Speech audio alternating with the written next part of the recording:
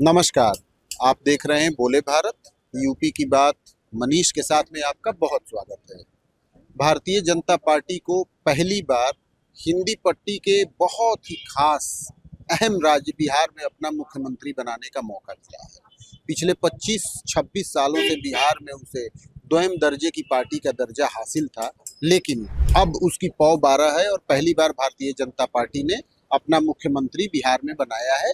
सम्राट चौधरी की मुख्यमंत्री के पद पर ताजपोशी की गई। अब बिहार में इतना बड़ा परिवर्तन आया है और भाजपा के हाथों इतनी बड़ी सफलता आई है, तो अब इसका प्रभाव और इसकी चर्चा कम से कम हिंदी पट्टी के तो सभी राज्यों में हो ही रही है और यूपी उनमें से एक है। तो यूपी के तमाम नेताओं की जो विपक्ष में है और भारतीय जनता पार्टी पर हमला करने का कोई भी मौका नहीं छोड़ना चाहते, भाजपा के इस फैसले से उनके भी दिल जल गए हैं। तमाम तरीके के आरोप तो लगाए ही जा रहे हैं कि किस तरीके से नीतीश कुमार को स्थापित करके भाजपा ने अपना मुख्यमंत्री खड़ा कर लिया, जबकि नीतीश के सहयोग से ही भाजपा ने बिहार में सफलता पाई थी। लेकिन इसके साथ साथ विपक्षी पार्टियों को एक और मौका मिल गया है जो उनके लिए बहुत बड़ा है, और ये कि भारतीय जनता पार्टी अब परिवारवाद के मुद्दे पर दूसरी पार्टियों की घेरेबंदी कैसे करेगी। ऐसा इसलिए कहा जा रहा है क्योंकि सम्राट चौधरी बिहार के दिग्गज नेता रहे शकुनी चौधरी के बेटे हैं। शकुनी चौधरी राष्ट्रीय जनता दल यूनाइटेड, इन सभी पार्टियों में रह चुके हैं। यहाँ तक कि जब बिहार के मुख्यमंत्री जीतन राम मांझी थे उस समय भी वो सरकार में हिस्सेदार थे। तो कांग्रेस, समाजवादी पार्टी, सभी का ये आरोप है कि जिस परिवारवाद को लेकर भारतीय जनता पार्टी झंडा बुलंद करती रही है, अब वो इस मसले पर क्या कहेगी। सम्राट चौधरी की अपनी राजनीतिक हैसियत क्या रहती यदि वो शकुनी चौधरी के बेटे न होते। तो भारतीय जनता पार्टी को भी एक रोग लग गया है। विपक्षी पार्टी के नेताओं को बहुत कम ऐसे अवसर मिलते हैं जब इस प्रकार के मुद्दे पर वो भारतीय जनता पार्टी की घेरेबंदी कर सकती हैं या करती हैं, और अब जबकि मौका मिला है तो वो पीछे कैसे रहें। जिस व्यक्ति को सीएम बनाया है वो खुद ही पारिवारिक रूप से उनके जो फादर थे शकुनी चौधरी के, आप देख सकते हैं वो पूरी तरीके से बिहार के राजनीति पहले से उनके बेटे, तो पूरी भारतीय जनता पार्टी परिवारवाद है, भरा पड़ा हुआ उनके यहाँ। एक नहीं, कई दर्जन लोग हैं। राजनाथ सिंह से ले लीजिए, पंकज सिंह, नीरज सिंह, सब तो बेटा पूरा खानदान राजनीति कर रहा है। नीरज सिंह यहाँ घूमता है, पंकज सिंह नोएडा घूमता है। अब उठाकर देखिए पूरी तरीके से एक एक परिवार, जितने भी लोग हैं अगल बगल उठाकर देखिए, और प्रशासनिक तंत्र में भी घुसे हुए हैं परिवार, पीढ़ी मतलब पूरा परिवार घुसा पड़ा हुआ है। विधायक है, उनकी पत्नी कमिश्नर पुलिस है, उनके ससुर जी यहाँ, उनके बहनोई उनके यहाँ की डीजीपी है, तो पूरा खानदान पड़ा हुआ है। तो ये इस सरकार के अंदर यही चल रहा है कि परिवारवाद, अधिकारी भी दे दो, पद भी दे दो, मंत्री बना दो, विधायक बना दो, मुख्यमंत्री बना दो। वो तो बदलने था। वो तो फ्रॉम द वेरी बिगिनिंग इस बात की चर्चा थी कि नीतीश जी के साथ ही नहीं, बिहार की जनता के साथ धोखा हो रहा है, ये तो तय था। लेकिन इसमें बहुत अंतर भी दिखाई दे रहा है। डायनेस्टी पॉलिटिक्स को लेकर भारतीय जनता पार्टी पर जो हमले किए जा रहे हैं उसका स्वरूप दूसरे अंदाज में है। ये तो तय है कि भारतीय जनता पार्टी में जो राष्ट्रीय अध्यक्ष है उसका बेटा ही राष्ट्रीय अध्यक्ष बनेगा, ऐसा तो नहीं दिखता है।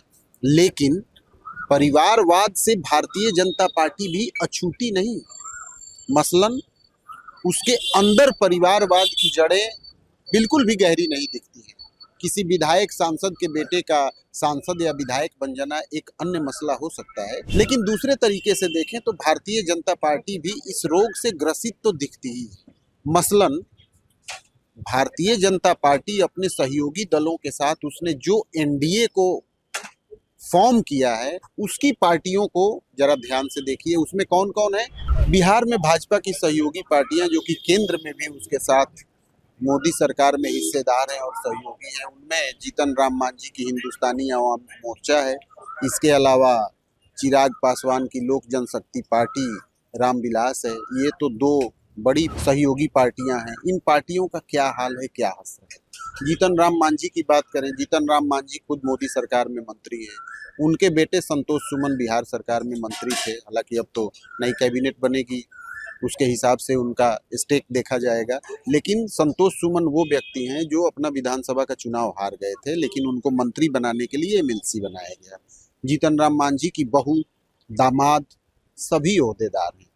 अब चले आइए रामविलास पासवान, जिस पार्टी को चिराग पासवान के हवाले कर गए उसकी बात। रामविलास पासवान पार्टी के अध्यक्ष थे, उनके बेटे चिराग पासवान अध्यक्ष हैं। चिराग पासवान मोदी मंत्रिमंडल में मंत्री हैं और उन्हें 5 सीटें लोकसभा में मिली थी, जिसमें सभी पर उन्होंने जीत दर्ज की। उसमें एक और डायनेस्टी पॉलिटिक्स का एग्जाम्पल मिलता है कि बिहार के बड़े नेता जेडीयू के अशोक चौधरी, उनकी बेटी शांभवी चौधरी चिराग पासवान की पार्टी लोक जनशक्ति पार्टी से ही सांसद हैं। अब आगे और बढ़ जाते हैं और एक और सहयोगी की बात कर लेते हैं। उपेंद्र कुशवाहा आरएलएसपी के अध्यक्ष हैं और उनके बेटे नीतीश कुमार के 2025 में मुख्यमंत्री बनने के समय एकाएक मंच पर आकर सीधे मंत्री पद की शपथ लिए थे। अब आप जरा अंदाजा लगाइए दीपक प्रकाश के बारे में, जो कि उपेंद्र कुशवाहा के बेटे हैं। साधारण से पैंट शर्ट में वो मंच पे आते हैं और एकाएक मंत्री पद की शपथ लेते हैं।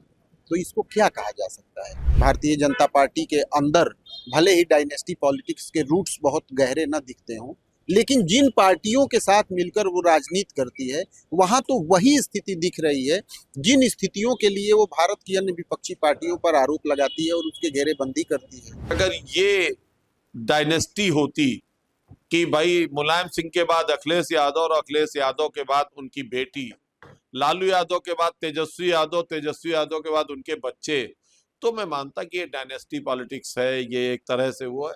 यहाँ किसी कार्यकर्ता का अगर पिताजी विधायक रह चुके हैं या सांसद रह चुके हैं तो ये परिवारवाद नहीं है। उस कई बच्चे और होंगे, तमाम अन्य विधाओं में चले गए होंगे, कोई बच्चा विधायक हो, सांसद हो गया, इसको परिवारवाद नहीं। जो जनता के बीच में है, काम करके आ रहा है और जिसका म्यूटेशन के तहत नहीं हो रही पार्टी उसकी। अब यहाँ तो मुलायम सिंह के बाद सबको पता है, अखिलेश यादव बना दें किसी को अध्यक्ष, बना दें किसी को मुख्यमंत्री प्रत्याशी। यही बिहार में तेजस्वी के अलावा किसी और को नेतृत्व क्यों नहीं मिल रहा राजद में?